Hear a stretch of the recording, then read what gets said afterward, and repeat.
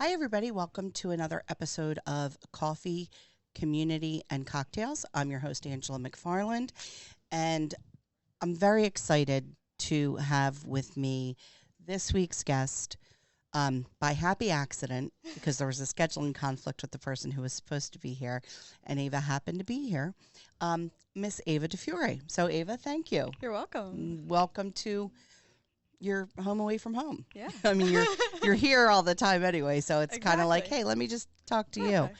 Um, a lot of people in the area know who you are from a couple different things. So why don't we start with, um, you know, just sort of your musical journey to date. So go ahead. Okay. Ever since I was really young, I've just always had a very big passion for music. I've been playing out and about, doing little things, opening up for local bands since I was very young.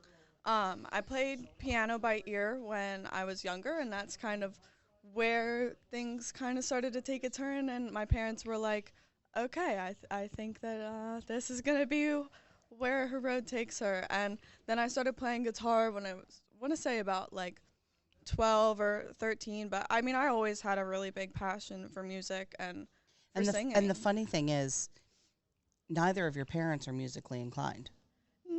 Not quite. They I've both known her love parents music. most of my they love They love they love to music. listen to it. Yeah. I've known both of her My parents. mom can sing. My mom can Can sing she? too. Yeah, she can sing pretty well. Oh. I would. I would Well, say. we're getting Donnie a little D bit. here then. She's gonna do open mic for us. Yeah, I've known Ava's parents since we were all teenagers. We all went to high school together. So when Ava came on, I mean, I kind of watched Ava grow up through social media, but then Ava came on our radar when we started having live music at Vinyl Closet Records. I had reached out to her parents. This is in our old location, 2 doors down. And I reached out to her mom and I said, hey, listen, we're having a grand opening of our new spot. I'd love to have Ava play if she's interested. And I think she was 13 or 14 at Something the time. like that. Yeah. And Ava holds hold on, these dogs, stop. Ava holds the record as the performer to play Vinyl Closet Records the most. And we've had national bands, we've had all kinds of local bands and artists come in, and you have been the longest tenured performer, and we Yeah. love it. And just watching your growth from then to now, your stage presence, your level of comfortability with your talent, your projection, it has been just so fun. Thank you. So fun. Now you play solo shows, Yes. and but you're around a lot of bands. Yes. And I've talked to you offline about this Yeah. before. Why do you like being a solo performer versus joining a band?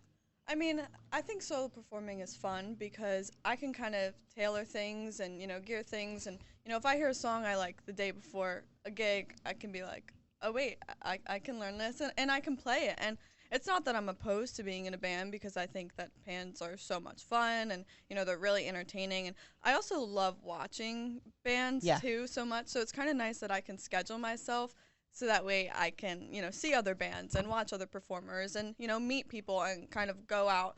And just because I enjoy that just as much. Yeah. I enjoy music all around, whether it's I'm the one performing or whether I'm watching somebody else perform. But it's not that I'm opposed to having a band. I think if the right opportunity came around with the right people, it's definitely something that I think would be a lot of fun. And I think because of your close proximity to the Dinah girls, a lot of people assume you're in Dinah. yeah. Or say to me, Ava's in Dinah, right? And I say, no, she's her own.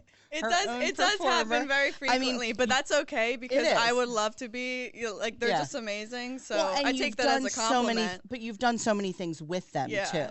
too. You know, anytime we have something here that is not the full band, if it's the girls, Yeah. you're always included in Yeah. that because you kind of round out the trio with that fourth voice. So if you were not a musician, what do you think you'd be doing? That's a very tough question. I don't really know because music is all that I've done for my whole entire life. I mean, I would probably be living at school. Music was definitely one of the reasons that I wanted to stay home, but I wanted to stay home for friends and But family you and are that in purposes college. too. You're in Yeah. your freshman year. Yeah, so Okay. I'm doing online school now. I commuted to Westchester for my first semester. I'm doing online classes now, and personally for me, for my learning and the way I learn, I would 10 times prefer that over going in person just because it's better for my learning style and the way that, I learn in general. I love that. I love that you know what your learning style Yeah. is.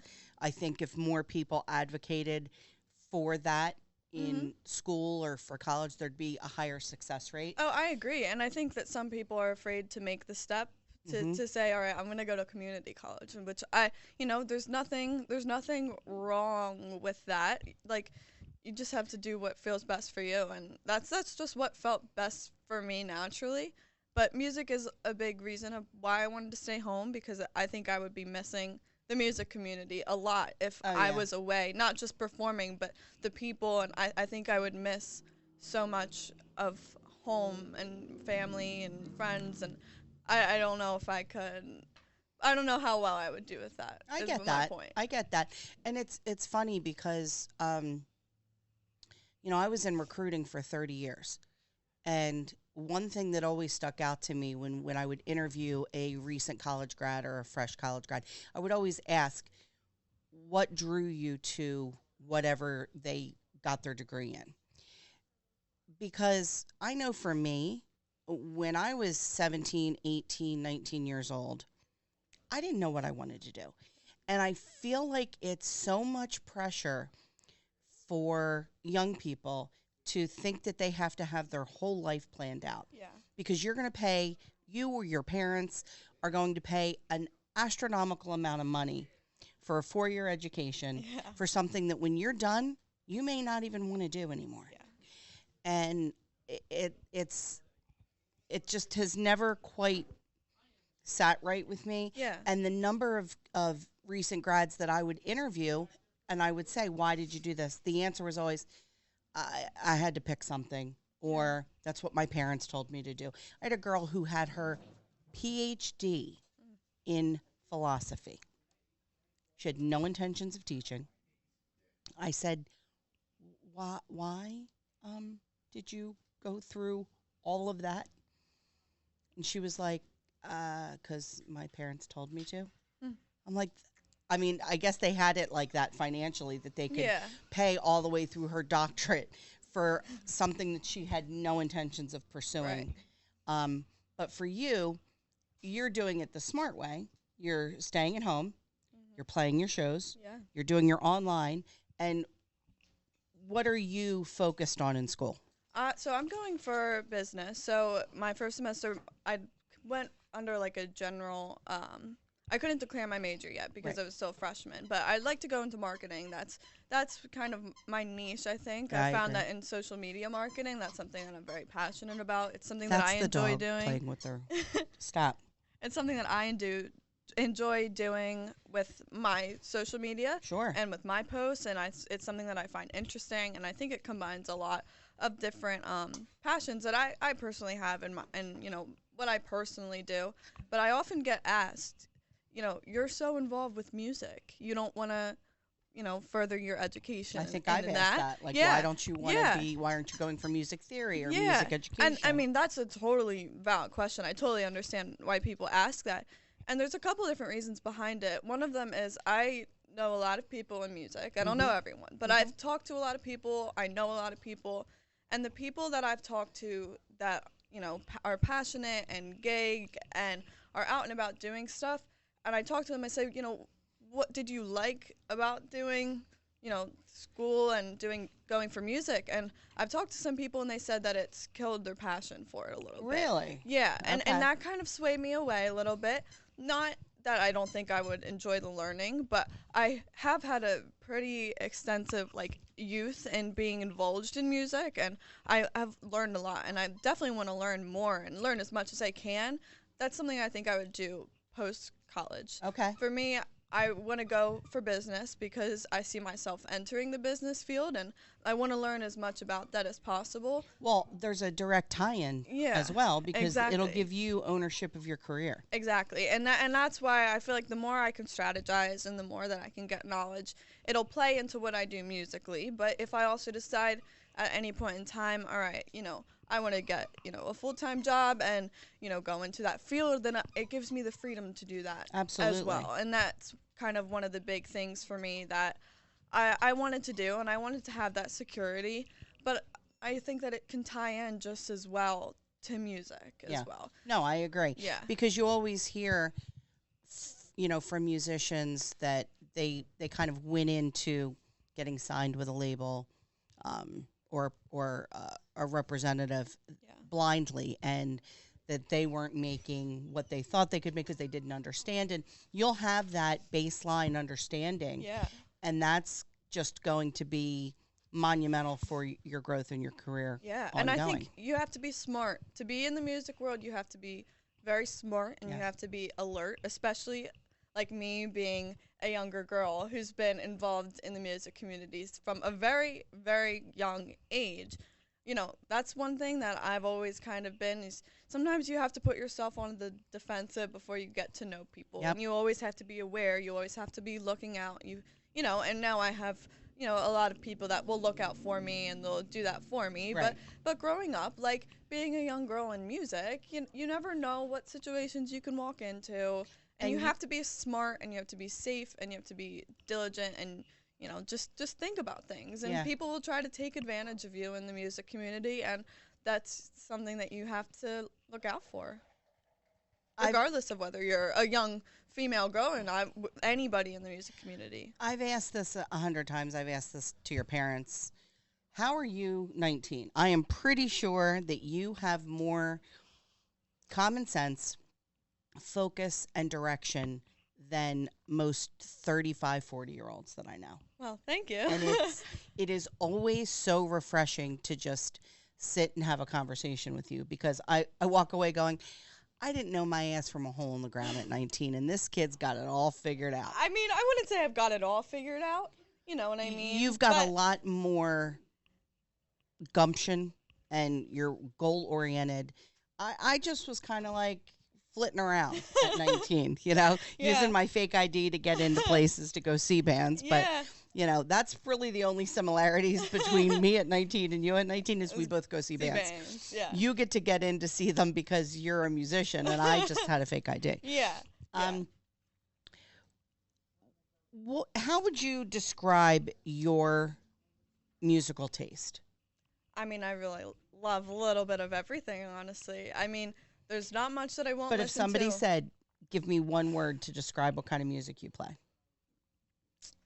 That's a tough question and I'll explain why, because in my sets, I try to play a little bit of everything. I try to cater to everyone, try to make it a good of experience as possible. Not everybody is going to love pop or rock or country or soft rock or jazz or anything like that. So I try to not make it repetitive in the type of music that I do. I try to mix it up so that way there's a little bit of everything. So I don't know. I would say maybe unique or I can't think of the word, like just sparsely, I don't know, spread, like widespread. Okay. Widespread, yeah. Try to play as much different stuff as I can, and I always enjoy spreading my musical knowledge as well as I can. What's your favorite song to sing?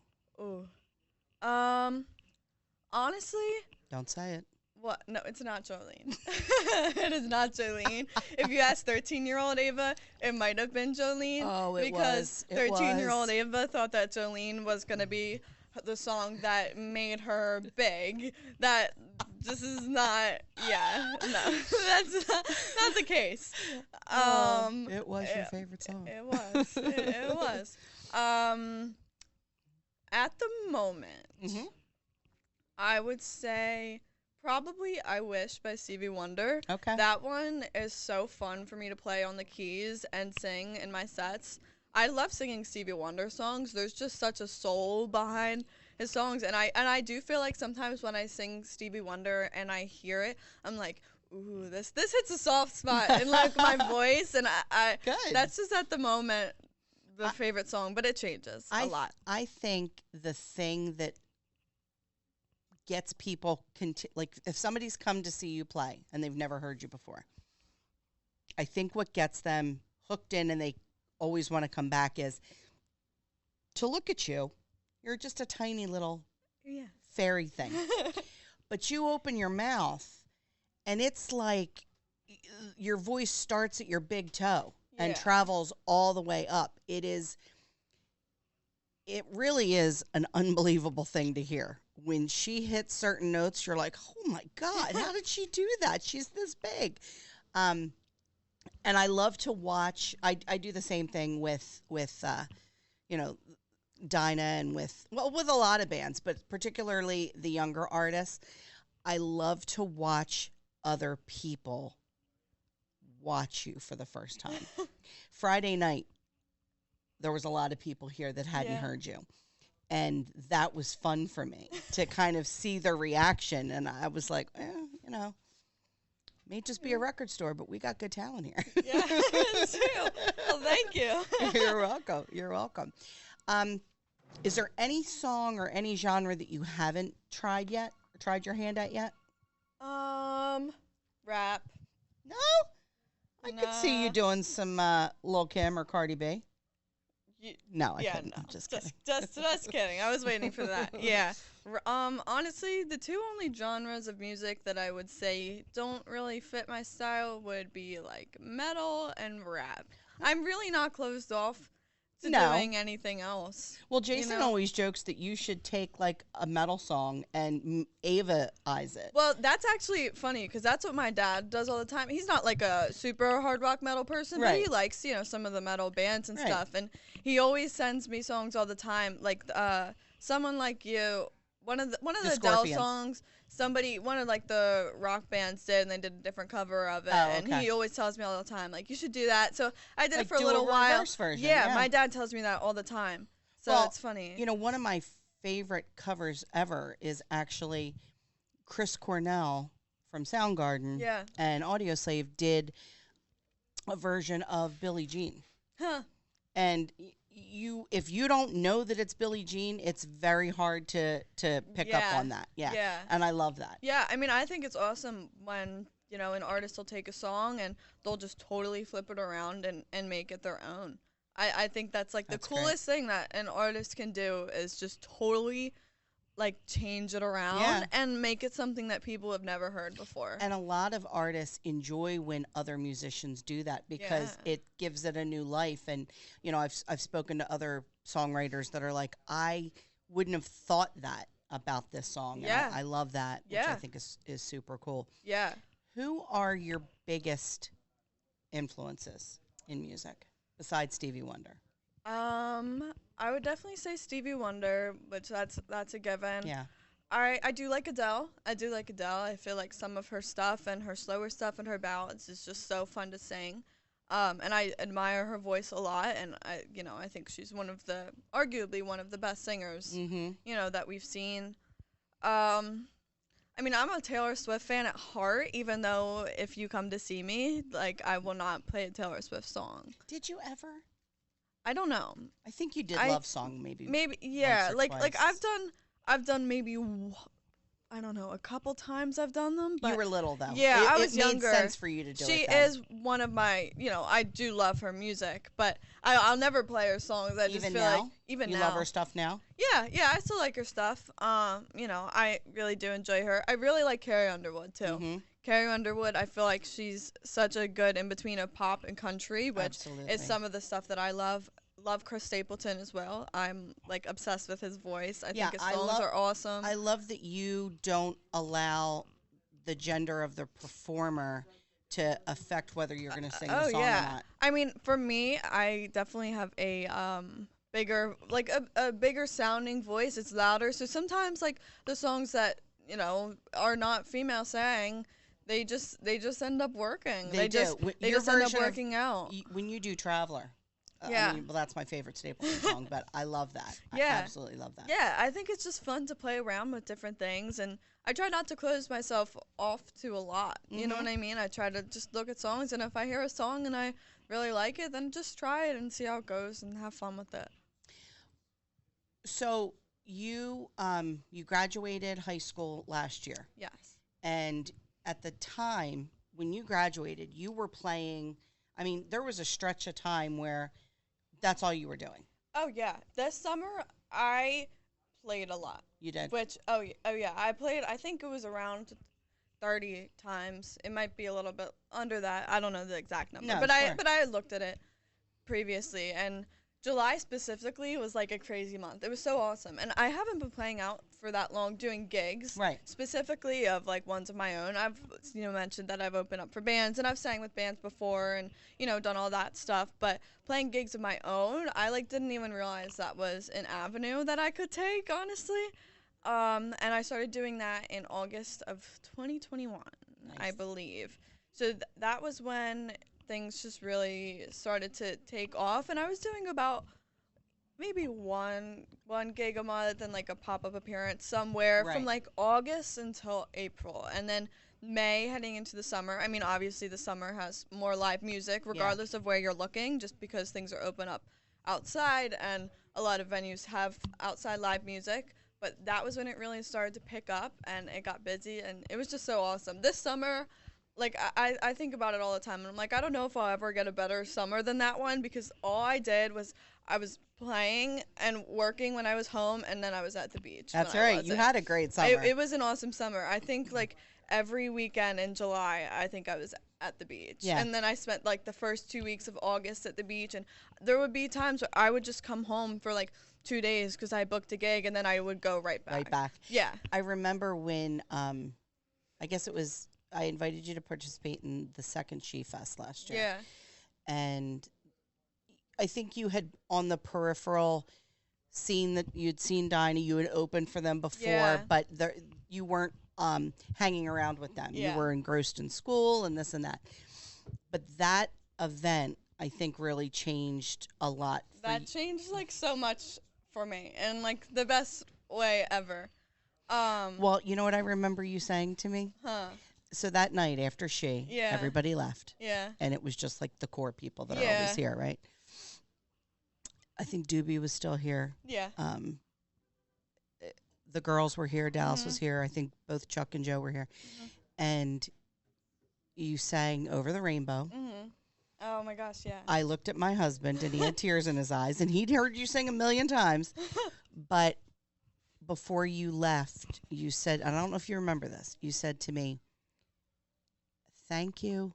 I think I found my tribe or my people." Yeah, something like that. And I was like, Which at the moment, like, little did I know where, Right. like, the next, like, year after was gonna take me, and Yeah. like where I'm at now. where you're at now. But, like, it's just so crazy. Yeah. It really did change a lot, and I mean, they're so awesome to be around. Like, I had friends who did music in high school and stuff, and like I did theater for a little while, but there was just a certain point in my life where, like, socially, I just felt like music is what I am so passionate about, and Right. there was a lot of times that I wish that there was, like, people that I was close with that shared the same passion, and I was fine, you know what I mean? No, like, but like, I was good. You don't know and- what you don't know.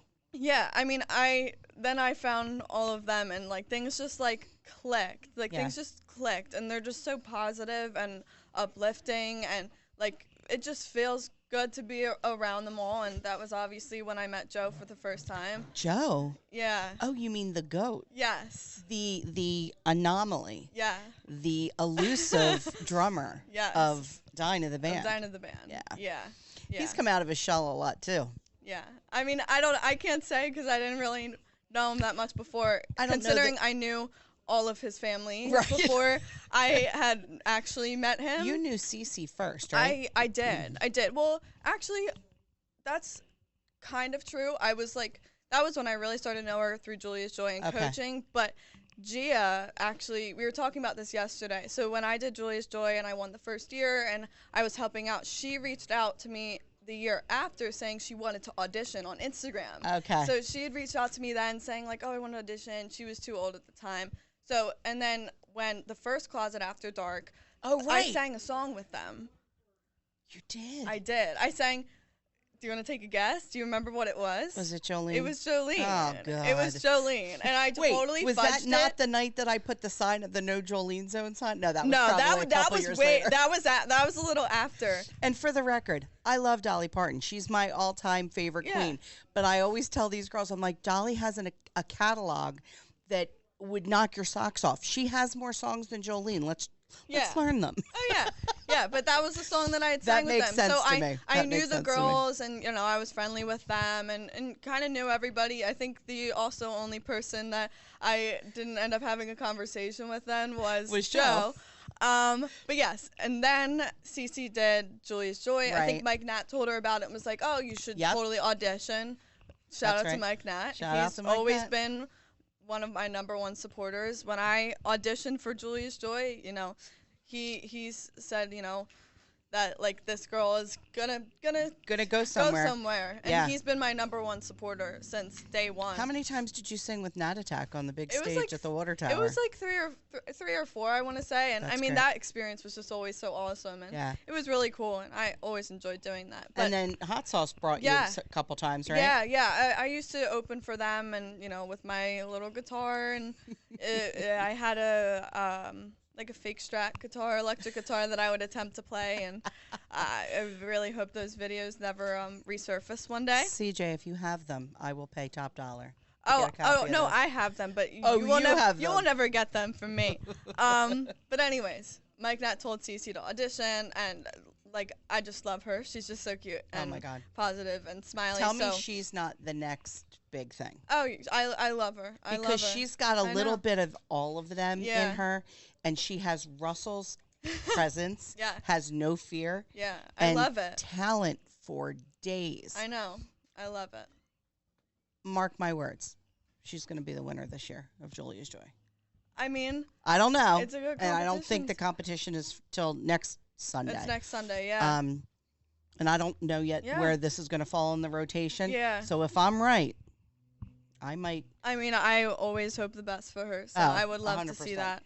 Either way, even if I just know from a talent perspective that girl has it in spades. Oh yeah, she's amazing, and her presence. I mean, I was watching the show, and she's just awesome. Yeah. I just love her, and her voice just hits like a soft spot for me. Like anytime I hear her sing, her tone is just like so bright, but it's so full, and I love it. I don't know if you know this or not, but the girls, the Dinah girls, actually told me that Cece is the one that taught them how to harmonize. Yeah, I think which is pretty bonkers because that's really what those three are known for. Yeah, their harmonies are next awesome. level. Next level. I know. Yeah. So when you're not working 100 jobs, when you're not at school doing ridiculous amounts of homework, and when you're not performing, what does Ava D do?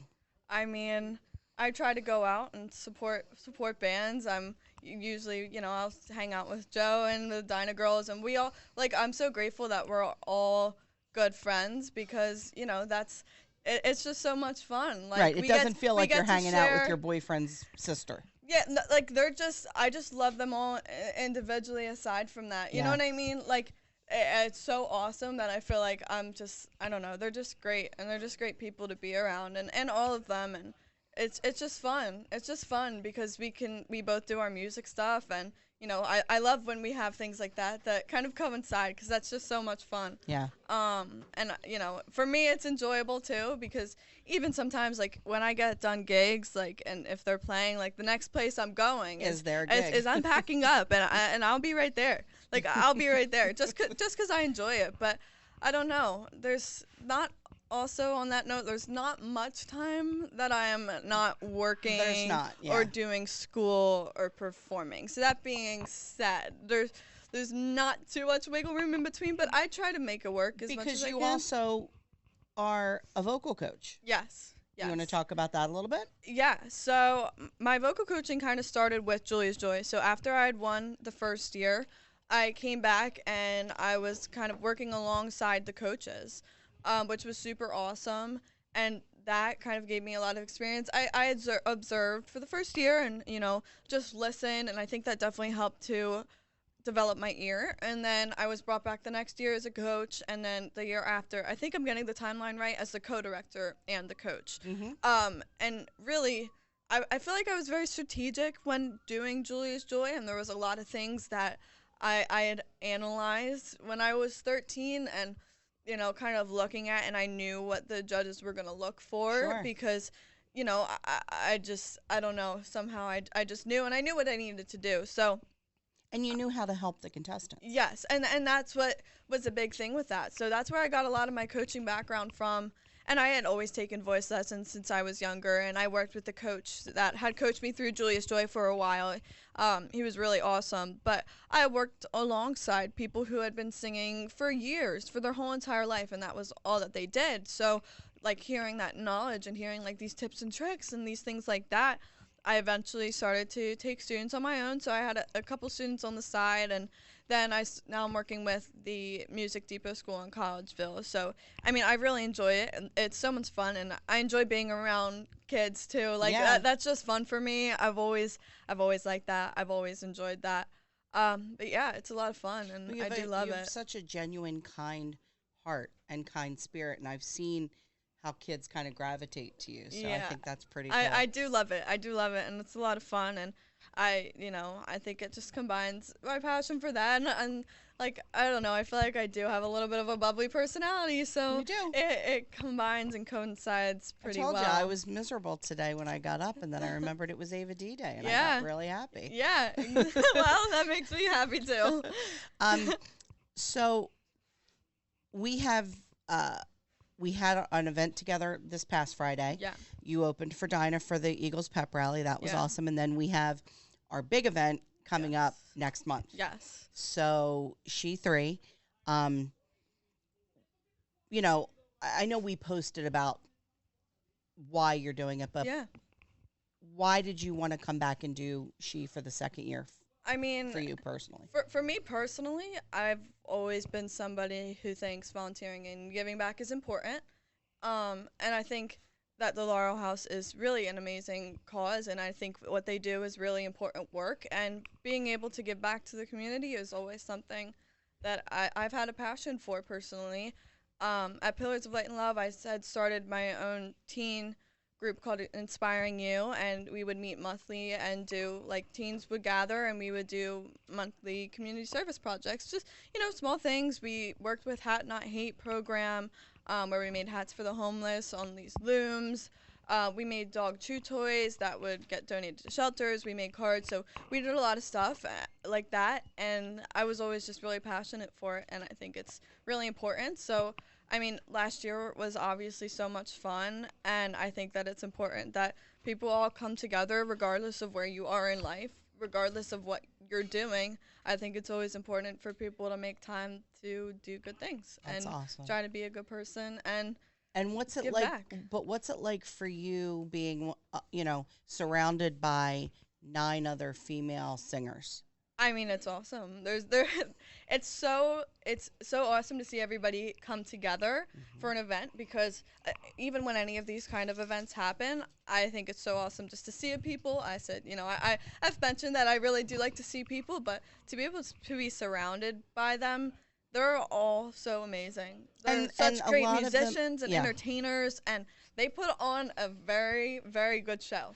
And this year, not just do you have the 10 females, the other Yes. 9 female singers that, some are your age, but some are your elders. Yeah. And I really, when I came up with this concept, I thought I would like to be able to kind of have the more seasoned performers be mentors to the younger performers. Oh, for sure. And, having somebody like Lynn and Colette and Pam Yeah. and Maureen, Kristen, here, Kathleen and, well, Natalie's still young herself, but, to have you guys all kind of here together Yeah. and talking about things and going out to see their shows and Yeah. seeing what they do on stage. I think it's so important. Oh, I do too. I mean, Because you guys I are look the up next to all wave. of them. Yeah. You know what I mean? Like they're just all so awesome, and they have so much experience in what they do. So I admire that, and I think it's really cool that I get to be surrounded. Oh, 100%. Surrounded by that. But this year, we have the baddest backing band in all the land, right? The Vinyl Closet The Band. Vinyl Closet Band. How cool is that? I mean, And that is very awesome. Well, correct me if I'm wrong. Is this the first time you're going to be performing without your guitar or keys? First time ever? No, I mean in a long time, because you're Oh. usually your own accompaniment. Yeah.